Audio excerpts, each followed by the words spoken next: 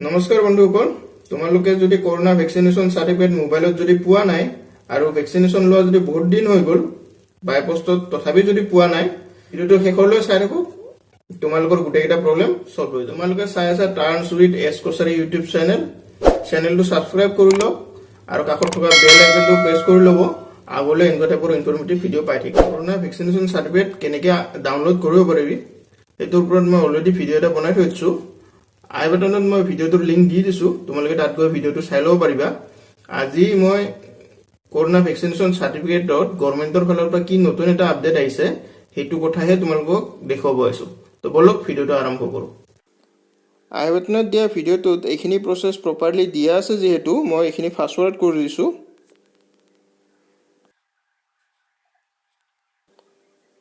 ইয়াত নৰ্মেল সাৰ্টিফিকেটৰ উপৰিও international travel certificate এটা এড কৰা হৈছে এতিয়া তোমালোকে ইন্টাৰনেশ্যনেল ট্ৰেভেল সাৰ্টিফিকেটত ক্লিক কৰি সাৰ্টিফিকেটটো ডাউনলোড কৰি ল'ব পাৰিবা তাৰ কাৰণে তোমালোকক ডেট অফ বাৰ্থটো এন্ট্ৰি কৰিব লাগিব ডেট অফ বাৰ্থটো এন্ট্ৰি কৰাৰ পাছত পাছপোৰ্ট নাম্বাৰটো তাত এন্ট্ৰি কৰিব লাগিব